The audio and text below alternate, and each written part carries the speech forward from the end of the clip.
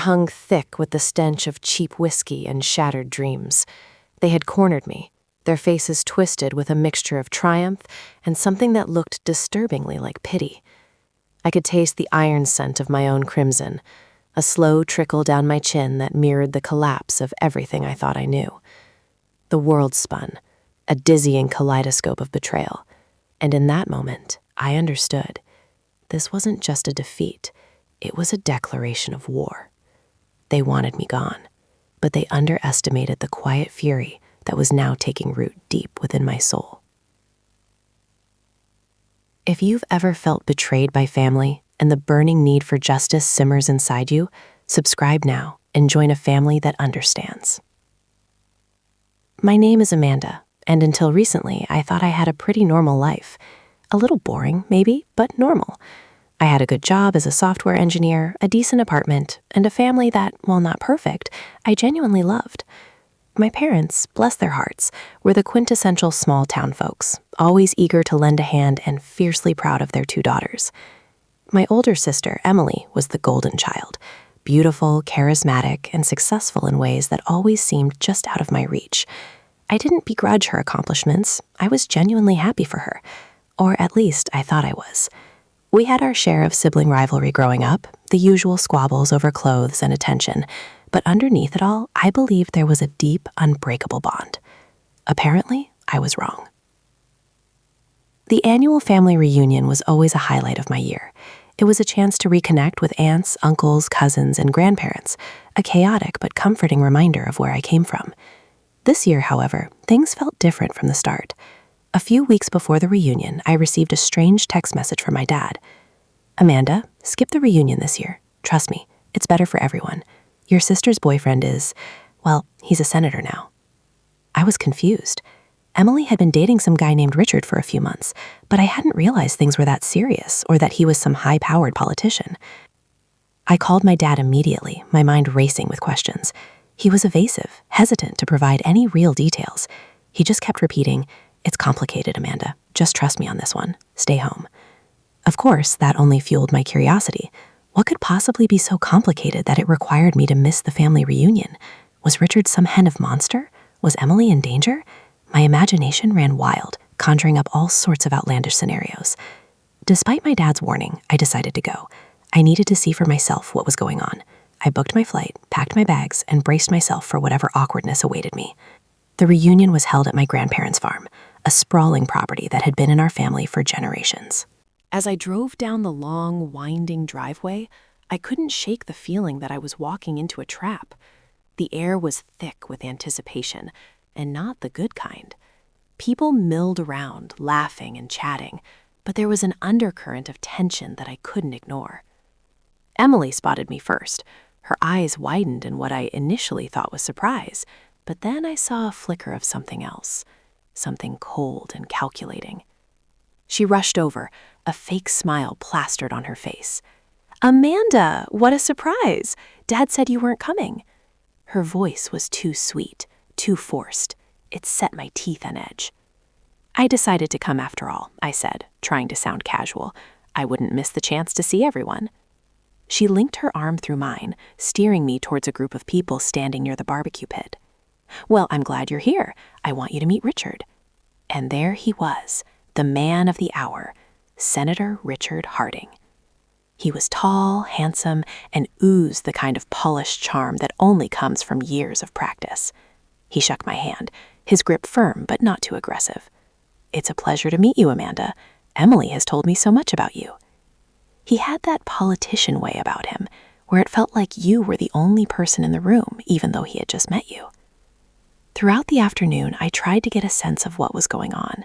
I observed Emily and Richard closely, watching their interactions with my family. Everything seemed normal, almost sickeningly so. They were the picture of happiness, the perfect couple. But something still felt off. My dad was avoiding eye contact with me, and my mom kept giving me these worried glances. It was like they were both trying to protect me from something, but I couldn't figure out what. Later that evening, after dinner, the family gathered around the bonfire to roast marshmallows and tell stories. I was sitting next to my cousin Sarah when I overheard a snippet of conversation between Emily and Richard. They thought they were out of earshot, but I had surprisingly good hearing. "Are you sure she doesn't suspect anything?" Emily asked, her voice low and anxious. Richard chuckled. "Relax, darling, she's clueless. Besides, even if she did find out, what could she do?" That was when the first crack appeared in their carefully constructed facade. Find out what? Find out about what? The next morning, during breakfast, my grandparents announced that they had a very special announcement to make. Everyone gathered around the table, eager to hear what it was. My grandfather cleared his throat and smiled. "We're so happy to see all of you here today. As you know, family is the most important thing in the world to us, and we're thrilled to announce that Emily and Richard are engaged." A collective gasp went through the room, followed by a round of applause and congratulations. I stared at Emily, then at Richard, then back at my parents. They all looked so happy, so relieved. It was like they had been waiting for this moment. But why? Why all the secrecy? Why the warning to stay away? It didn't make any sense. As everyone celebrated, I felt a growing sense of unease. I knew something was terribly wrong. The person I trusted most was one of them. The announcement hung in the air like a toxic cloud, suffocating me. I plastered on a fake smile, mumbled congratulations, and excused myself, needing to escape the suffocating atmosphere of forced celebration. I walked away, feeling as though the room was closing in, the laughter and well wishes grating on my nerves. I needed to get out, to breathe, to think. I wandered towards the old barn, a familiar sanctuary from my childhood. The scent of hay and aged wood filled my lungs, a small comfort in the face of the growing storm inside me. As I sat on a bale of hay, trying to make sense of everything, my mind raced. What were they hiding? And why was my family so eager to be a part of it? My sister, engaged to a senator? It felt like a plot from a movie, not my real life. And the way my parents had acted, the cryptic warnings, it all pointed to something sinister. I couldn't shake the feeling that I was on the verge of uncovering something dark and dangerous. But what? Later that day, I decided to confront my parents. I found them sitting on the porch, watching the sunset. I took a deep breath and walked towards them, steeling myself for whatever they might say. "Mom, Dad, can we talk? I need to know what's going on." My dad sighed, avoiding my gaze. My mom reached out and took my hand, her expression filled with a mixture of guilt and sadness. "Amanda, honey, please don't make this difficult. Just trust us. It's for the best." For the best? What does that even mean? Emily is engaged to a man I barely know, and you're acting like it's the most normal thing in the world. What aren't you telling me? My dad finally looked up, his eyes filled with a plea. "Amanda, Richard is a powerful man. He can do a lot for this family. Just be happy for Emily, please." His words hit me like a punch to the gut. So it was about power, about status, about using Emily to climb the social ladder. I couldn't believe what I was hearing. "You're selling her out," I said, my voice trembling with anger. "You're willing to sacrifice her happiness for your own gain?" "That's not true," my mom protested. "We just want what's best for her. And what's best for her is marrying a man she barely knows just because he's a senator? Is that what you really believe?" They didn't answer. Their silence spoke volumes. I stood up, shaking my head in disbelief.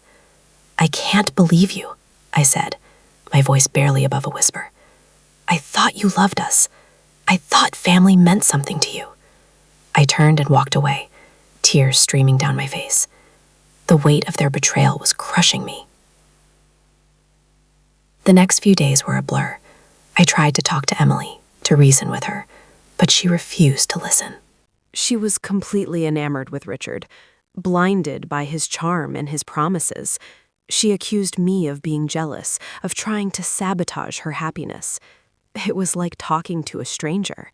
I felt isolated, alone, as though the entire world had turned against me. Sleepless nights were now the norm, my mind a whirlwind of unanswered questions and growing dread. I began to feel paranoid, as though I was being watched, followed. Every shadow seemed to hold a threat. Every phone call felt like a potential trap.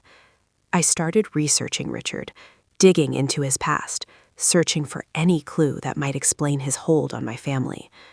The more I dug, the more uneasy I became.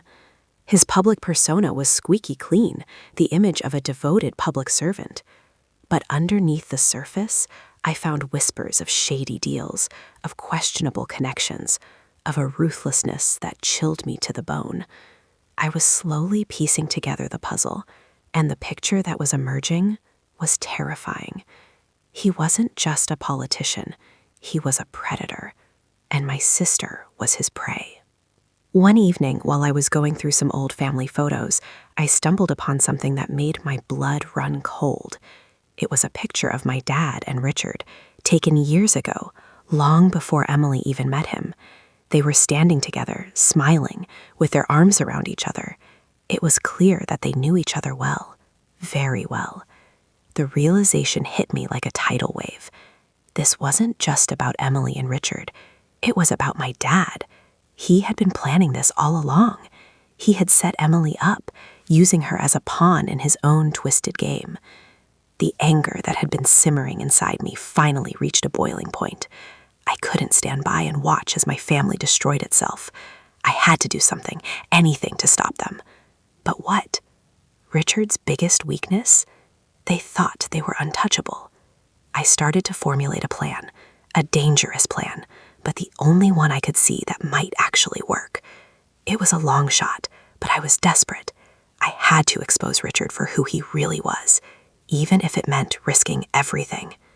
The day they tried to end me was the day revenge was born. The walls closed in. The weight of betrayal was a physical burden, pressing down on me, stealing the air from my lungs. They wanted me to disappear. They wanted me quiet. I could feel it in their smiles, in their carefully chosen words, in the way they avoided my gaze. I was a threat to their carefully constructed charade, a loose end that needed to be tied up, and they were willing to do anything to silence me. The turning point came on what seemed like an ordinary afternoon. I have gone for a walk in the woods behind my grandparents' farm, needing to clear my head and escape the suffocating atmosphere of the house. The trees offered a momentary respite, their leaves rustling in the breeze, a soothing balm to my frayed nerves. I wandered deeper into the forest, following a familiar path that I had walked countless times as a child. But this time, something felt different. The air was heavy, charged with an unspoken tension. I couldn't shake the feeling that I was being watched. As I rounded a bend in the path, I saw them. Richard and my dad were standing there, talking in hushed tones. I froze, hidden behind a thicket of bushes, my heart pounding in my chest. I strained to hear what they were saying. "She knows too much," Richard said, his voice cold and devoid of emotion. "We can't let her expose her." My dad hesitated. "But she's my daughter," he said, his voice laced with uncertainty. "I can't just—" Richard cut him off. "She's a liability. If she talks, we're both finished. You know what's at stake." There was a long silence, broken only by the chirping of birds. Then my dad spoke again, his voice barely a whisper. "What do you want me to do?" Richard smiled, a chillingly sinister expression that sent a shiver down my spine. "I'll take care of it," he said. "You just need to make sure she's alone." I didn't wait to hear more. I turned and ran, my legs pumping as fast as they could. Fear propelled me forward, pushing me beyond my limits. I could hear them behind me, their footsteps pounding on the forest floor. They were hunting me. I stumbled, fell, scrambled back to my feet, and kept running. I didn't know where I was going, but I knew I had to get away. I had to survive. As I burst out of the woods and onto the main road, a car came screeching to a halt beside me. It was Emily. She rolled down the window, her face pale with worry. "Amanda, get in, now." I didn't hesitate. I jumped into the car, slamming the door shut. Emily floored the accelerator, speeding away from the farm. I looked back, just in time to see Richard and my dad emerge from the trees, their faces contorted with rage. They had almost caught me. We drove for hours, not stopping until we reached a small motel in a neighboring state. Emily didn't say a word, her eyes fixed on the road. When we finally stopped, she turned to me, her expression filled with a mixture of fear and regret. "I'm so sorry, Amanda," she said, her voice trembling. "I didn't know. I swear I didn't know."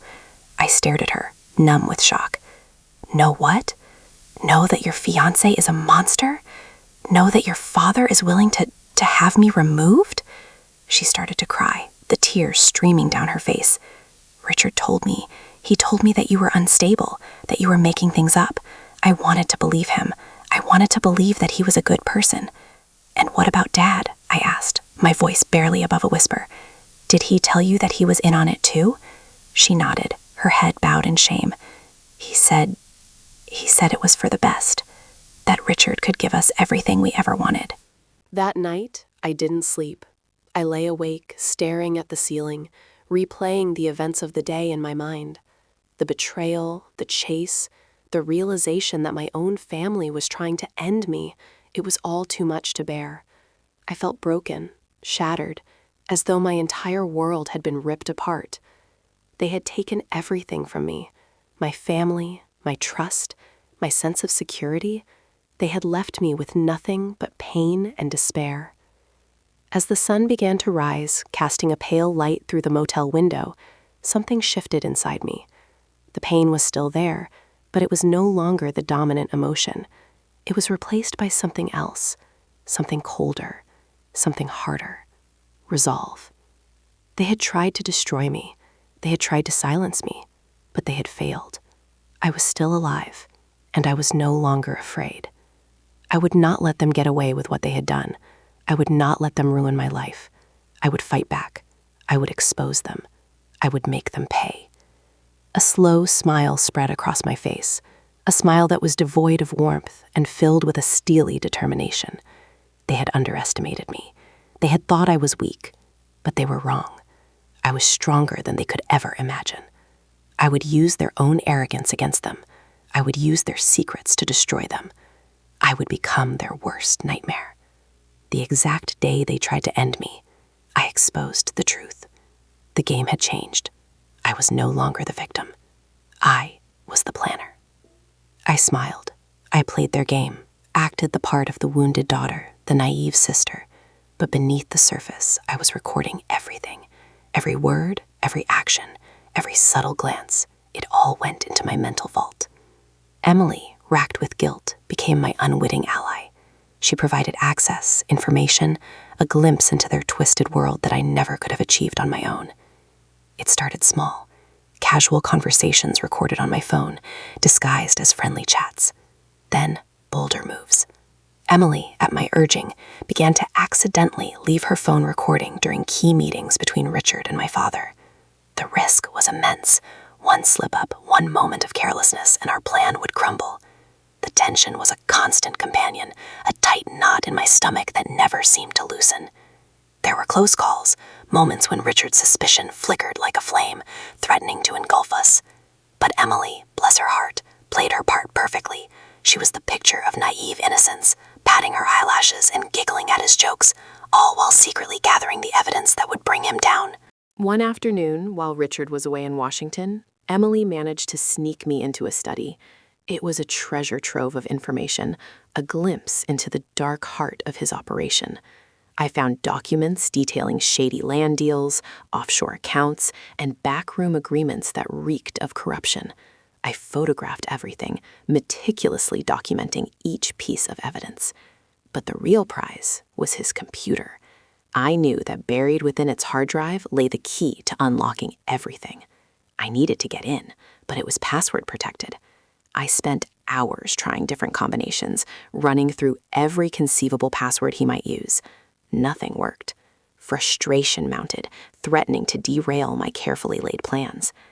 Then I remembered something Emily had told me. Richard's birthday. I typed it in, held my breath, and hit enter. The screen unlocked. A wave of relief washed over me, so intense that I almost collapsed. I connected my laptop and began downloading everything.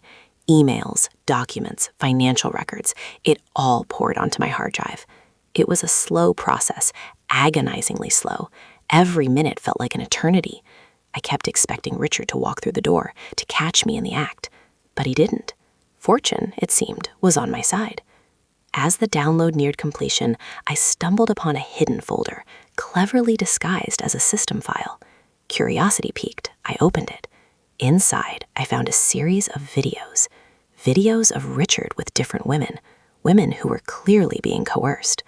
The darkness of his actions was sickening, a stark reminder of the monster I was dealing with. I copied the videos, knowing that they would be the final nail in his coffin. With the download complete, I carefully erased my tracks, making sure that nothing was out of place. Then I slipped out of the study, leaving no trace of my presence. Back at the motel, I pored over the evidence, piecing together the puzzle. The scope of Richard's corruption was staggering. He had his fingers in everything, from illegal gambling to campaign finance fraud. He was a master manipulator, a puppet master pulling the strings from behind the scenes. My father, I realized, was just one of his many puppets. He had been seduced by the promise of power and wealth, blinded by the allure of Richard's influence. Now he was trapped, caught in a web of deceit that threatened to consume him. I felt a flicker of pity for him, but it was quickly extinguished by the memory of his betrayal. He had chosen his side. He had made his bed. Now he would have to lie in it. I knew that I couldn't go to the police. Richard was too powerful. He had connections everywhere. He would bury the evidence, discredit me, and walk away scot-free. I needed to find another way, a way to expose him publicly, to bring him down in a way that he couldn't control. I contacted a reporter, a seasoned investigative journalist known for her fearless pursuit of the truth. I had followed her work for years, admiring her integrity and her unwavering commitment to justice. I sent her an anonymous email outlining the evidence I had gathered and offering to provide her with everything she needed to expose Richard. She responded quickly, intrigued by my offer. We arranged a meeting, a clandestine rendezvous in a remote location far from the prying eyes of Richard's network. I knew that I was taking a huge risk, but I was willing to do anything to bring him down. I met with the reporter, handed over the evidence, and watched as she began to connect the dots. The look on her face was priceless. Disbelief, shock, and then a burning determination. I knew that I had found the right person. She would not let this story go. I returned to the motel, feeling a sense of anticipation. The stage was set. The players were in place. The final act was about to begin. Their biggest weakness? They thought they were untouchable. The exact day they tried to end me, I exposed the truth. The reporter, Sarah Jenkins, was a bulldog. Once she had the scent, she wouldn't let go. Days turned into a whirlwind of leaked documents, anonymous sources confirming details, and the slow, agonizing unraveling of Richard's carefully constructed image. He started to sweat. I could see it in the news conferences, the way his smile didn't quite reach his eyes, the tremor in his voice when he denied the allegations. My father, too, was feeling the heat. He called me, begging me to stop, pleading with me to think about the family. I hung up on him. There was no family anymore, only wreckage. The pressure was mounting. Richard needed to do something to regain control. I knew he would lash out, and I needed to be ready.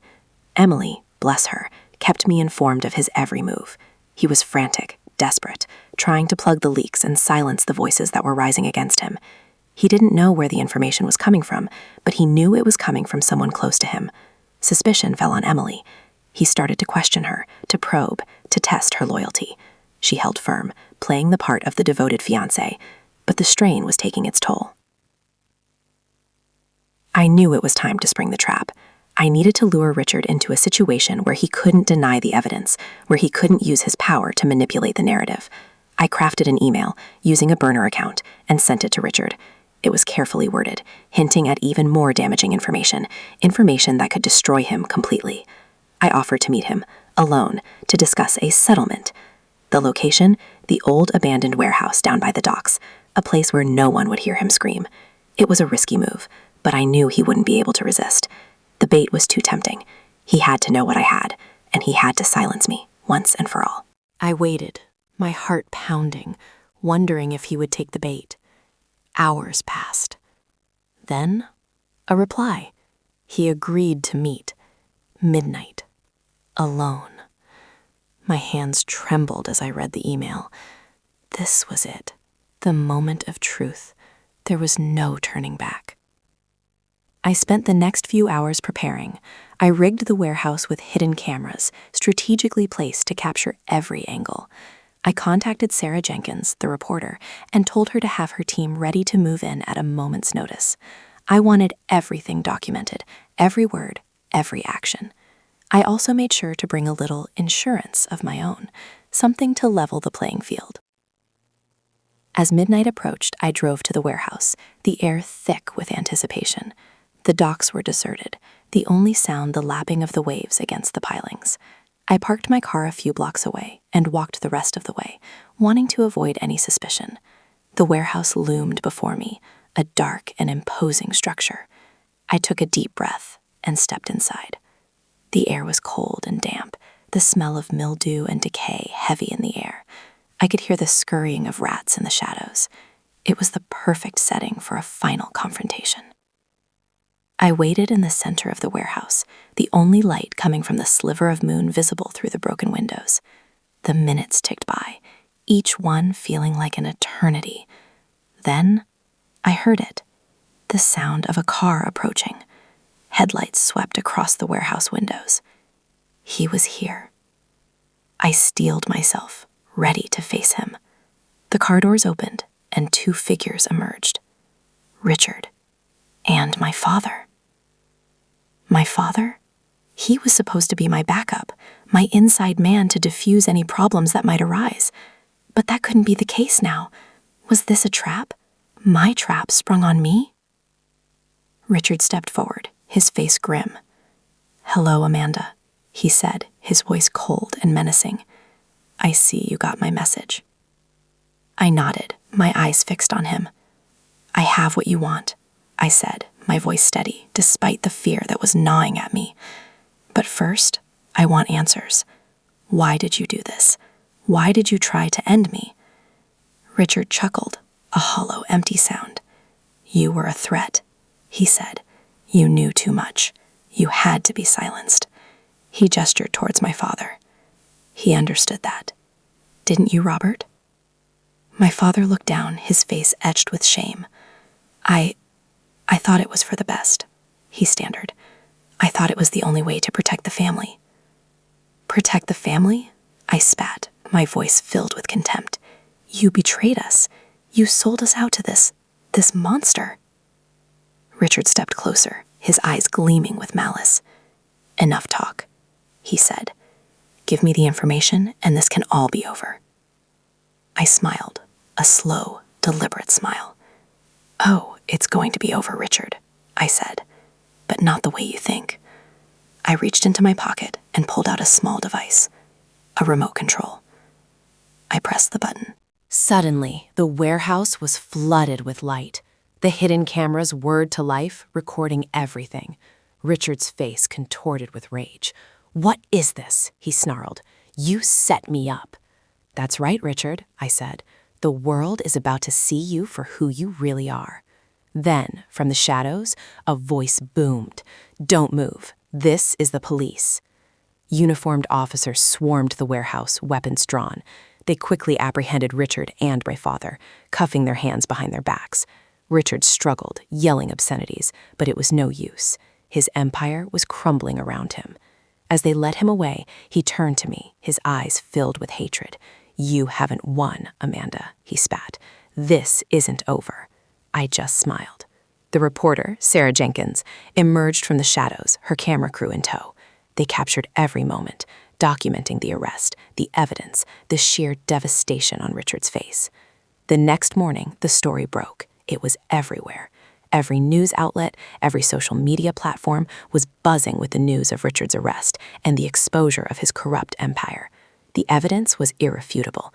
The videos, the documents, the testimonies, it all painted a clear picture of his crimes. The public outcry was immediate and overwhelming. People were outraged, disgusted, demanding justice. Richard's reputation, once pristine, was now irrevocably tarnished. His company's stock plummeted, his political allies abandoned him, and his once loyal supporters turned against him. He was a pariah, an outcast, a symbol of greed and corruption. My father, too, faced the consequences of his actions. He was arrested and charged as an accomplice to Richard's crimes. His career was ruined, his reputation destroyed, and his family was torn apart.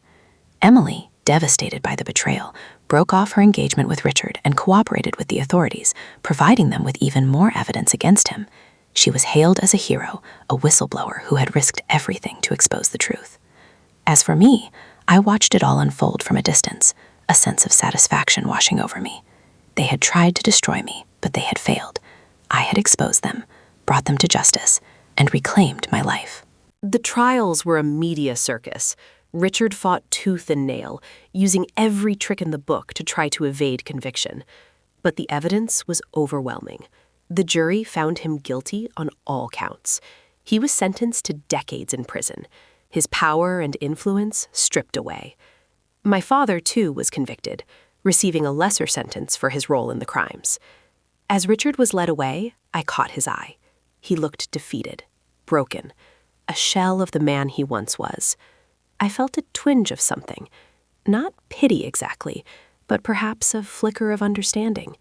He had been consumed by his ambition, blinded by his greed, and ultimately, he had destroyed himself.